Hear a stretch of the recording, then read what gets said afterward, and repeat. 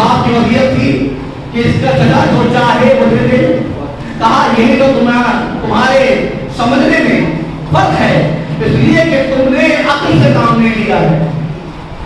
اس کے باپ نے کیا کہا تھا کہ جو یہ چاہے وہ بچے کو دے لینا. اب جو یہ چاہ رہا ہے اس کو بچے کو نہیں دے رہا ہے، اس کو تو اپنے پاس رکھ رہا ہے. اور جس کو یہ نہیں چاہتا ہے، یعنی 1000 درہم جس کو یہ نہیں چاہتا ہے وہ بچے کو دے رہا ہے. اب جیسے ہی سنا کہا کہ تو بالکل صاف سی بات ہے. یہ کس طرح سے مسئلہ حل کیا؟ اور یہ رہا اس بات کو، یعنی کہا یہ تھا کہ جو چچا چاہے گا تو وہ کیا چاہ رہا تھا؟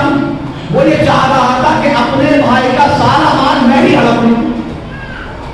باپ نے کیا کہا تھا وصیت میں کہ جو تم چاہو گے، وہ جس کو چاہ رہا تھا وہ نہیں دے رہا تھا، وہ جس کو نہیں چاہ رہا تھا اسے دے رہا تھا. مولانا یہ کہا کہ جس کو یہ چاہ رہا ہے وہ تو نہیں دے رہا، اور جسے نہیں چاہ رہا ہے وہ دے رہا ہے. اور وہ 1000 درہم ہے. یہاں فیصلہ ہو گیا کہ بچے کو پوری جائیداد دی جائے گی اور یہ 1000 درہم اس کے ہوں گے.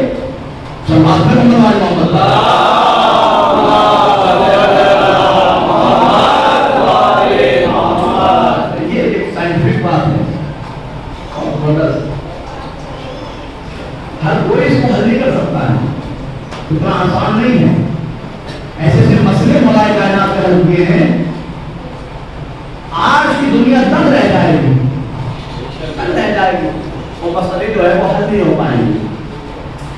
سائیکولوجی، علم نفسیات یہ کہتے ہیں کہ انسان لاشعوری میں اپنے، کبھی کبھی ایسا ہوتا ہے کہ انسان کا لاشعور اس کے شعور پر غالب ہو جاتا ہے، اور جب لاشعور اس کے شعور پر غالب ہو جاتا ہے تو وہ حقیقت بیان کر دیتا ہے. اس کے حرکات و سکنات سے، اس کے اشارے سے، اس کے ایکشن سے، اس کی زبان سے حقیقت بیان ہونے لگتی ہے. یہی وجہ تھی کہ ایک واقعہ اس طرح کا بھی ملتا ہے کہ دو افراد مولائے کائنات کی خدمت میں آتے ہیں، دونوں دعویٰ کرتے ہیں کہ ہم آقا ہیں. دوسرا کہتا میں آقا ہوں. مولائے کائنات پوچھتے ہیں بتاؤ تم میں سے آقا کون ہے؟ کہ میں آقا. دوسرے سے کون آقا؟ کہ میں آقا. کہ تم میں سے غلام کون؟ کہ یہ غلام. دوسرے سے پوچھتے کہ یہ غلام. یہ فیصلہ کیسے ہوگا؟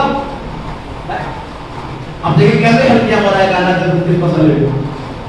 میں نے کہا کہ اس کو یاد رکھیے گا کہ جب انسان کا لاشعور اس کے شعور پر غالب آ جائے تو اس کے حرکات و سکنات سے، اس کے اظہار سے، اس کی آنکھوں سے، اس کے عمل سے، اس کی زبان سے حقیقت ظاہر ہو جاتی ہے.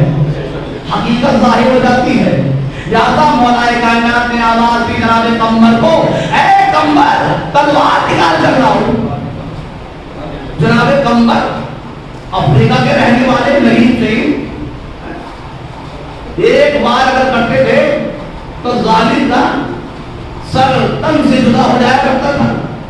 ایک مرتبہ ایک جگہ دیوار تھی، اس دیوار میں چند سوراخ بنے ہوئے تھے کہ جہاں پر سر رکھا جاتا تھا.